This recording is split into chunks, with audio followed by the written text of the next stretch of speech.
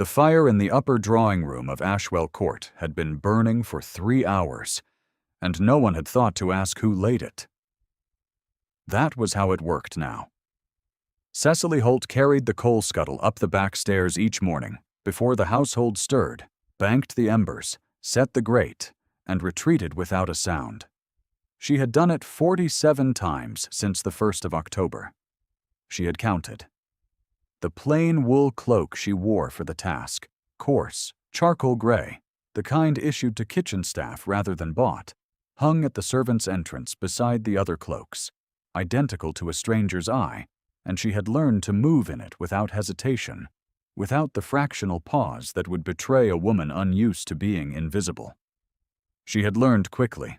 Necessity teaches faster than any school. She did not look at the portrait above the mantelpiece on those mornings. She had tried once in the 2nd week, and found she could not bear the quality of the stillness in her father's painted face. He looked patient in it, as he had always looked patient. And that patience now seemed like a reproach she could not answer. She looked instead at the grate, at the coal, at the work in front of her. What the house knew her as was a matter of some interest. The lower staff had been replaced almost entirely since her cousin Evander Holt had assumed the estate, and the few who remained from her father's tenure were careful not to recognize her. She had not asked them to be careful. They had understood without asking. That was the particular mercy of people who had witnessed enough injustice to know when silence was a form of kindness. What she was, in fact, was the rightful heir to Ashwell Court, its 300 acres, its timber rights, its modest but sufficient income from tenant farms. Her father, Clement Holt, had spent 30 years improving the land, maintaining his tenants in decent repair, and organizing his correspondence with the precision of a man who trusted paper more than memory. He had never been a wealthy man in the way the county measured wealth, but he had been a thorough one. And he had loved this house with the particular love of a person who has made something work through sustained attention rather than inherited ease. He had died in September, after a summer illness that had moved more quickly than anyone had anticipated, and Cecily had held his hand in the last days and received his final instructions, and believed, as one believes such things at the end of a long watch, that the world would at least do what it was supposed to do. The world had not. What she had been declared, in the weeks following her father's death, was a woman whose claim rested on a contested codicil to a will that Evander's solicitor had rendered unenforceable with a speed that suggested prior arrangement. To the county, she was just the dispossessed daughter, the one who had refused the Holt cousins' offer of marriage, and then found herself without a roof or a legal champion.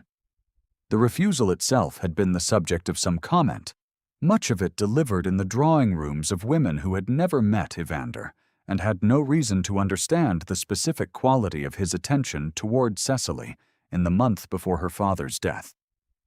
It was a smooth, acquisitive interest that wore the costume of family concern and did not particularly trouble itself to make the disguise convincing.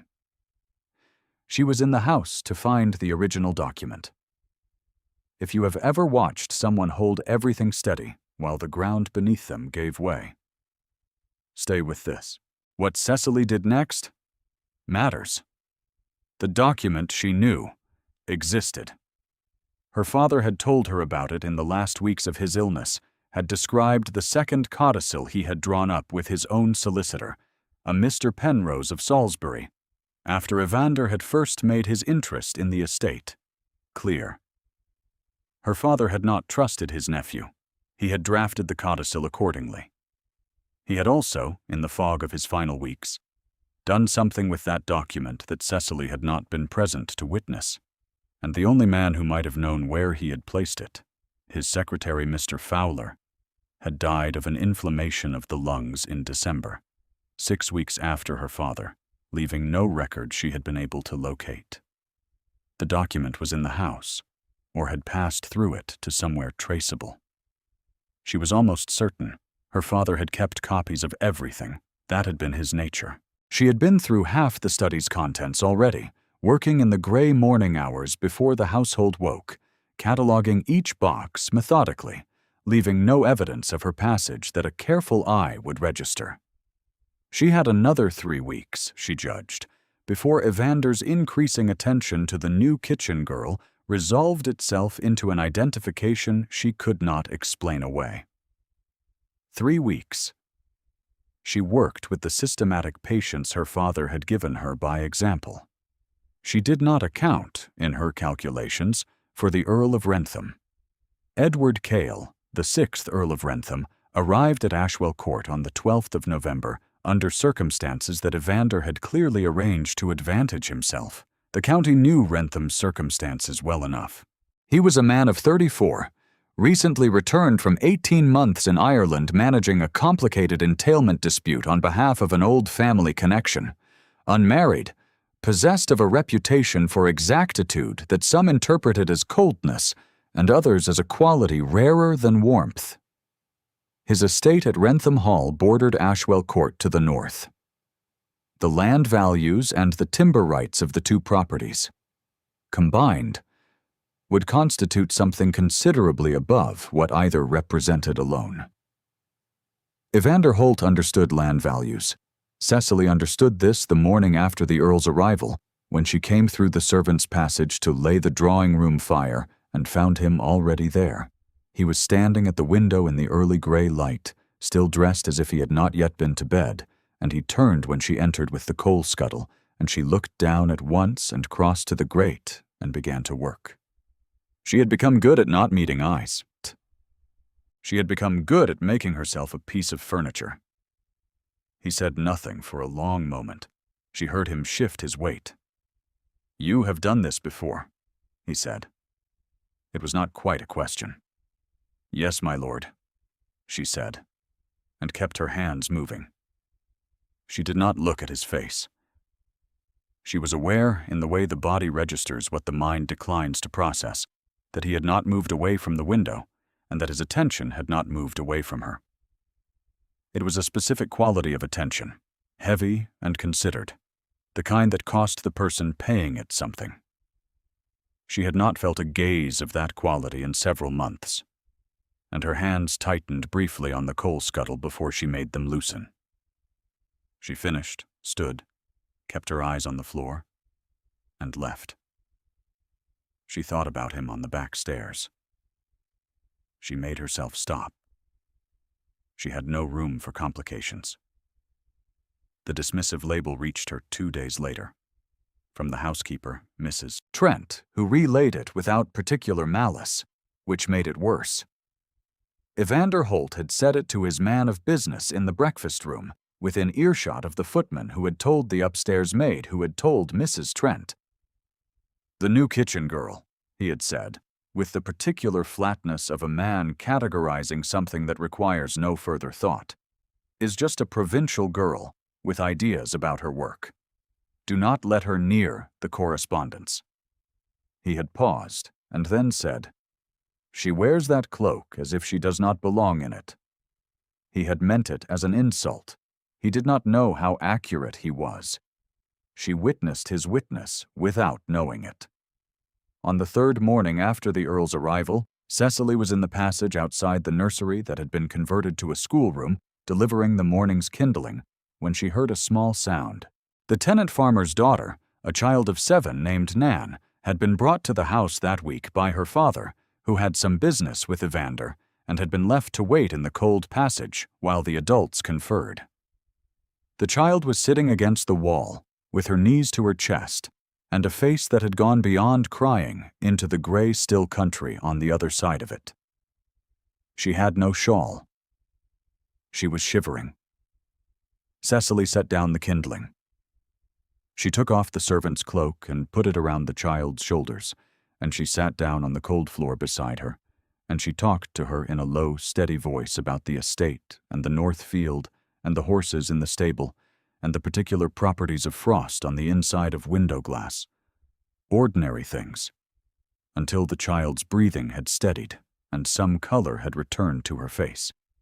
It took 20 minutes. When the farmer appeared at the end of the passage and gathered his daughter up, the child turned and looked at Cecily with the direct, clear gaze of a person who has been seen at a difficult moment, and said, "Thank you, miss." And Cecily said, "Take care in the cold," and watched them go. She retrieved the cloak from where it had fallen when the child stood. She did not know, until later, that the Earl had come to the passage in search of the schoolroom and had stood at the turning for most of those 20 minutes. He had not announced himself. She had not seen him. He had gone away without speaking, back down the corridor toward the study, where he had stood at the window for a considerable time before returning to his work. She was in the study that night, moving carefully through the third row of document boxes, when she heard the door. She was behind the secondary shelving in the alcove that her father had used as a reading space, and she had just enough time to press herself into stillness and pull the cloak tight before the door opened and someone came in with a candle. She watched through the gap between two stacked boxes. It was the Earl. He moved to the central desk. He sat down. He opened a document that had been left there by Evander, she assumed, for the Earl's review, and he read it with a focused attention that she recognized as the same quality she had felt in the drawing room. He was not a man who gave his attention carelessly.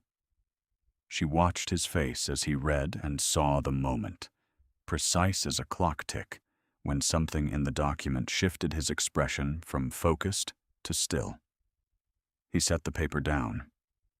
He looked at the wall directly across from him, and then, without warning, at the alcove. She did not breathe. He could not see her. She knew he could not see her. The candle's reach did not extend this far, and she was behind the boxes and still as a held thought. And yet his eyes remained on the alcove for a long, slow moment before he returned his attention to the document and made a note in the margin. He left a quarter of an hour later. She waited until the hall was quiet and then finished her work. She found nothing that night, but she found the correspondence ledger from her father's last year of management, which told her that a document had been dispatched to a Mr. Quill, not Penrose, in Bath, in February of the year prior to her father's illness. Her father had a second solicitor she had not known about. The ledger gave her a name and a city. It did not give her time to celebrate. She was on the servants' stairs the next afternoon, carrying linens, when she came around the turn and nearly walked into the Earl of Wrentham. He caught the linens before they fell. His hands closed over the bundle, steadying it. And for a moment they stood in the narrow staircase with 6 inches between them, and the smell of the linens, and the cold from the window above. He looked at her. She said, "I beg your pardon, my lord," and pulled the linens back and did not look up. He did not move. He said, "Your hands." She said nothing. Her hands, bare because she had been working, were not the hands of a kitchen girl. They were calloused in the wrong places, smooth in the wrong places. The hands of a woman who had grown up writing and riding, rather than hauling and scrubbing. She had been careful. She had not been careful enough. He said quietly, "What is your name?" She said, "Anne, my lord." He said, "Walk with me." And it was not an invitation. He turned and went up the stairs, and she understood, with a cold clarity, that she had 2 choices. She followed him. He took her to the small morning room at the end of the east wing, away from the household's traffic, and closed the door, and turned, and looked at her in the gray afternoon light with the same focused, costly attention he had given the document the night before. She stood with the linen still in her arms, and met his eyes. Because there was nothing left to be achieved by looking at the floor. He said, "I know who you are." She said nothing. He said, I recognized your father's papers in the study.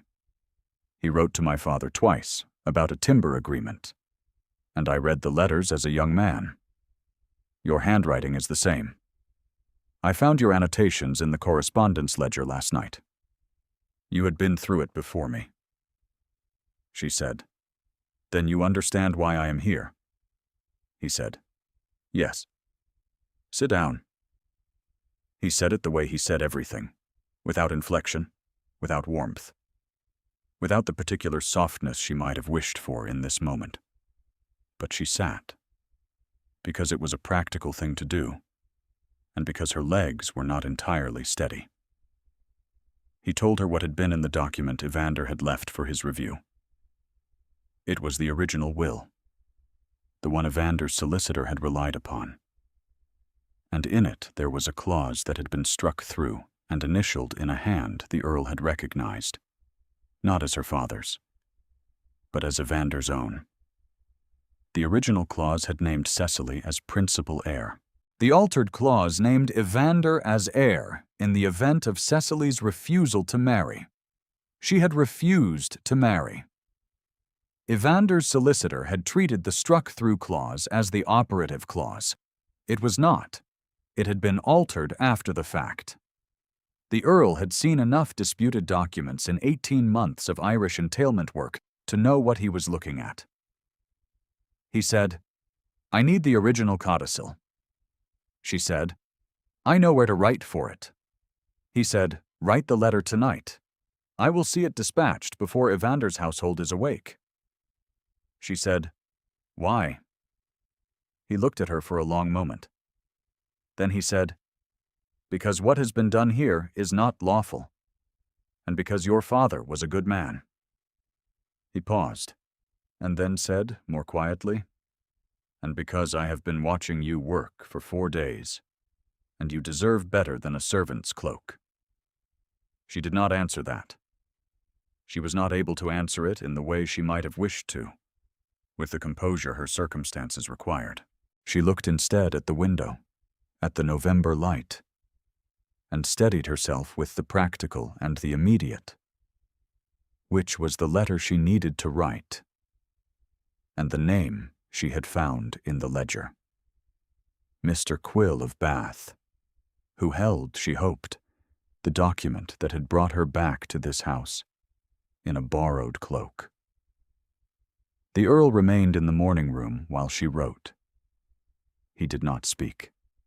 He did not leave.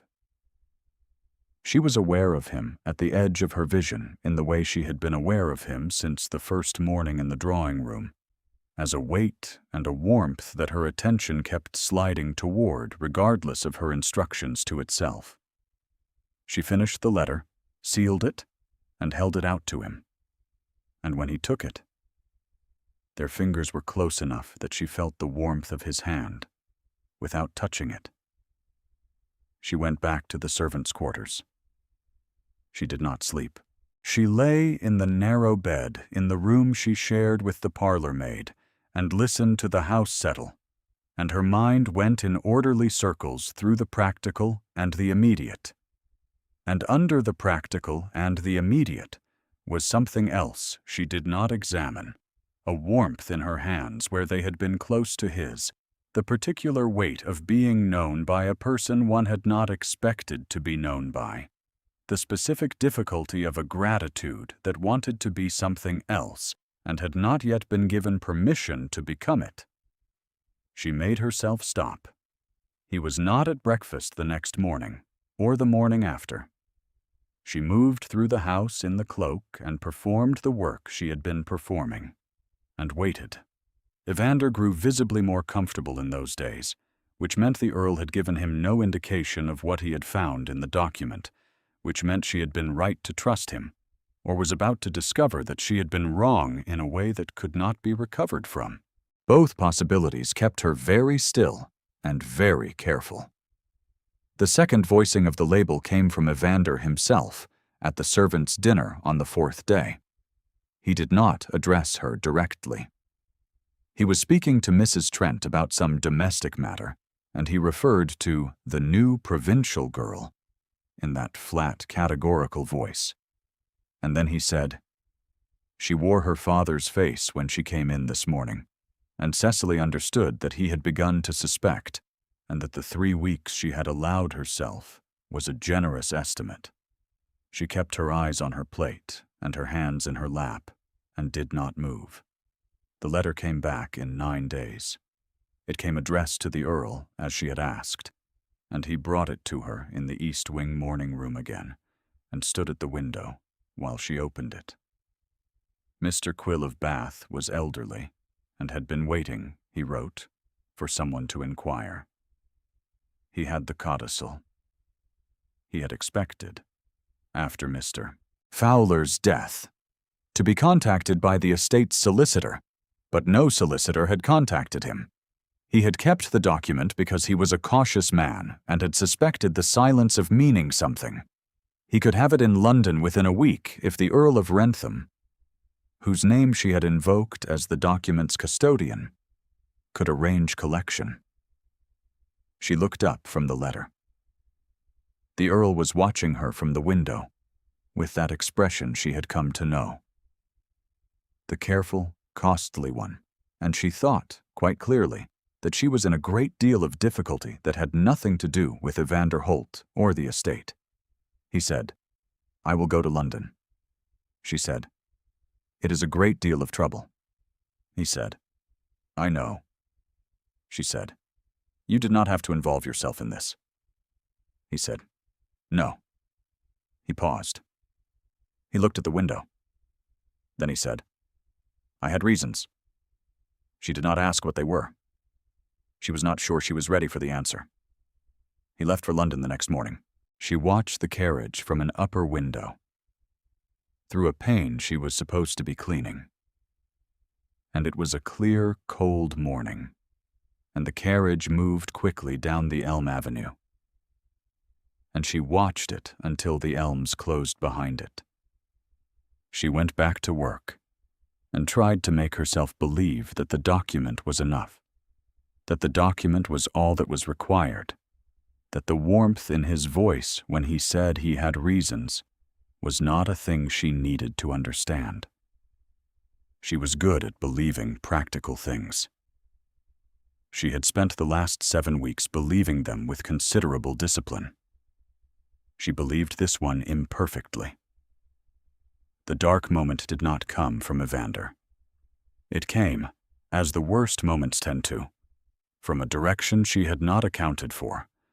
On the 3rd day after the Earl's departure, a woman arrived at Ashwell Court in a carriage Cecily did not recognize. She was announced as Lady Felmore, and the name landed in the servants' quarters like a stone in still water. Lady Felmore, the whisper ran, was a widow, well-born, handsome, with an estate of her own in Hampshire, and a connection to the Cale family that predated the current Earl's tenure. She had been expected, apparently, by Evander, who had arranged the visit with a satisfaction that the footman reported as barely contained. She was understood, in the language of careful servants' hall omission, to be the arrangement the Earl's family preferred. Cecily absorbed this information at the servants' table and kept her face composed. It was Mrs. Trent who said it, not unkindly. Leaning across the table with the particular directness of a woman who has decided that cruelty forestalled is better than cruelty received. "You understand," she said to Cecily, or rather to the space slightly to the left of Cecily's face, "that whatever Lord Wrentham may have said to a provincial girl in an East Wing morning room is not the same as what Lord Wrentham will do in a drawing room with his family's choice already in it." The provincial girl. The phrase had followed her through this house like a key turning in the same lock. Cecily said, "I understand." She did understand. She understood it very clearly, with the part of her that had always been better at understanding than at believing, the part that had spent the last 4 days constructing a careful argument for why a man like the Earl of Wrentham might find a woman in a servant's cloak worth his particular attention. She dismantled the argument now methodically, the way she had been taught to dismantle faulty reasoning, by examining each premise until the one that did not hold revealed itself. The premise that did not hold was the one about herself. He had helped her because it was lawful, and because her father had been a good man. Those were the reasons he had given. Those were all the reasons there were. She lay in the dark that night, and held the ledger against her chest, and was very quiet, and very thorough in her thinking. And she arrived at the conclusion that what mattered was the document, and the estate, and the completion of the work her father had trusted her to do, and that anything beyond that was a thing she did not have the right to want until the ground was solid beneath her feet again. This was a reasonable conclusion. It was also the conclusion a person reaches when they are very frightened, and the ground has been uncertain for a long time, and the heart is something they have learned not to consult in matters of practical survival. Somewhere below, Lady Felmore was presumably asleep in a comfortable room. She was a handsome woman, well settled, entirely suitable. Cecily was a woman sleeping in a servant's room in a house she was trying to recover through legal argument, wearing borrowed clothes, with no credible future in the county's estimation until the chancery proceedings resolved, and even then with a future that depended on paper and law, and the continued goodwill of a man she had known for 19 days. 19 days was not a long time. She went back to work in the morning. The Earl returned on the 6th day. He came directly to the East Wing morning room, and she was summoned from the kitchen by a footman, which was an irregularity the household noticed and did not comment on in her presence. She arrived to find him standing at the desk with a sealed document before him, still in his traveling coat, and Lady Felmore's voice audible from the drawing-room below in the kind of bright specific register that carries without effort through old floors. He turned when she came in. He said, "I have it," and held it out to her, and she crossed the room and took it and opened it, and it was exactly what she had hoped it was. Her father's hand, a second codicil dated 8 months before his illness, naming Cecily Holt as sole heir to Ashwell Court in all circumstances, witnessed by Mr. Quill and his clerk, sealed and unaltered. She stood with it in her hands, and was, for one unguarded moment, exactly what she was. A woman who had been living in a stranger's house in a servant's cloak for 7 weeks, and who had just recovered the ground her father had meant her to stand on. She said, "Thank you." He said, "There is more." He told her he had also, in London, filed a formal inquiry with the Court of Chancery regarding the alteration in the original will, which the Earl had copied by a skilled clerk before leaving Ashwell Court. The inquiry was registered. Evander's solicitor had already received a notice. The matter would not be simple, but the matter would be heard. She said, "You went considerably further than I asked." He said, "Yes." And then he said nothing, and the room was very quiet, and Lady Felmore's voice continued its bright specific work through the floor. And Cecily looked at the document in her hands, and thought about practical things until she was able to speak without her voice failing her. She said, "Lady Felmore has been here 4 days." He said, "I know." She said, "She seems well situated." He looked at her for a moment. Then he said, "Cecily." Her given name, deliberate, the first time he had used it, and it landed in the room like a hand placed on a table, quiet and irrevocable. "I am not interested in Lady Felmore's situation." She said, "Your family may have a view on the subject." He said, "They frequently do." He paused. "I stopped consulting that view several years ago, at considerable personal cost, and I have not found the habit worth reversing." She said, "What happened several years ago?" He was quiet for a moment. Then he said, "My wife." He said it as plainly as he said everything, but the plainness cost him. She could see it in the quality of the stillness that followed. She died in the 3rd year of our marriage. A fever, in the summer. She was 26 years old. My family had chosen her as they chose Lady Felmore, with care and practical advantage, and very little knowledge of who she was. I was 28, and not then in the habit of questioning inherited arrangements. He stopped. He said, "She deserved better than a man who had married her because it was sensible. I have not been interested in sensible arrangements since." Cecily held the document and said nothing, because there was nothing sufficient to say, and because she understood now, with a completeness that her careful analytical mind had been approaching for days, what he had meant when he said he had reasons. He said, "You have your document. You have your inquiry.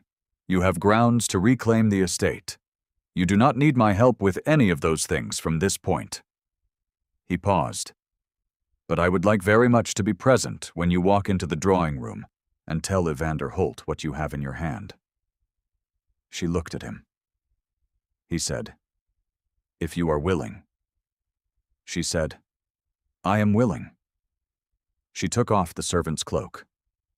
She folded it and left it on the chair beside the door, where the morning light came through the east window and caught the coarse gray wool, and she was wearing beneath it the plain dark dress she had arrived in, which was not a ball gown and was not fine, but which was hers.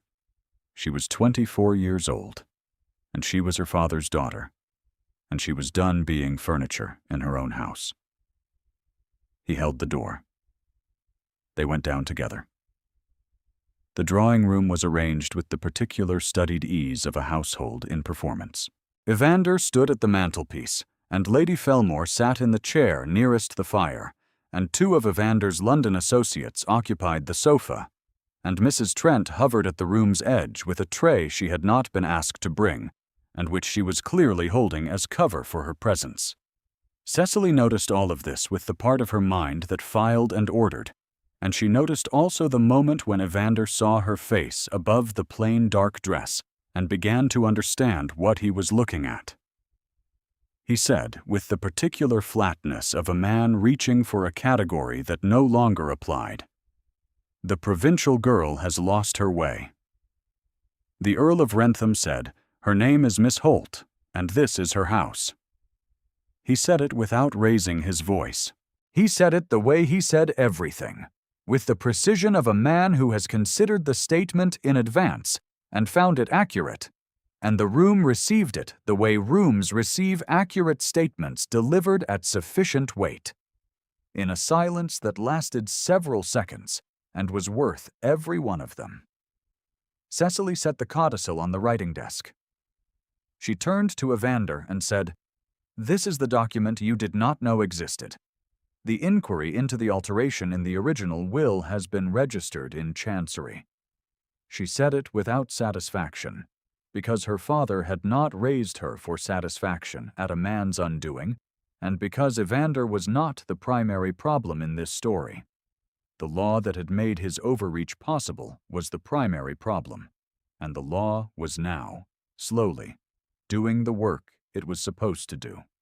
Lady Felmore looked at the Earl with an expression that registered and recalibrated without fragmenting, which told Cecily something useful about her character.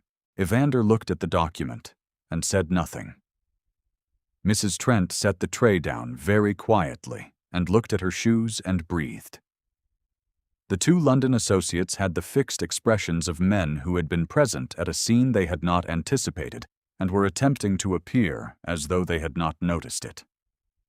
Lady Felmore, to her credit, met Cecily's eyes briefly before looking away, and there was something in her expression that was not quite admiration, and was not quite sympathy, but was at least recognition, which was more than most of the room had managed. Evander looked at the document a second time. He did not look at the Earl. The matter took 3 months to resolve in the court's formal sense, during which time Cecily remained at Ashwell Court, in the capacity of disputing heir, and Evander Holt arranged to have his belongings moved to his mother's house in Surrey with a rapidity that suggested he had, on some level, always known this day would come. His solicitor wrote several times and received answers from Mr. Quill of Bath and from the Earl's own counsel in London, and the correspondence grew sparse through January and ceased in February when the court rendered its finding. The codicil was valid. The alteration in the original will was voided. Ashwell Court and its 300 acres and its timber rights and its tenant farms reverted to Cecily Holt as her father had intended.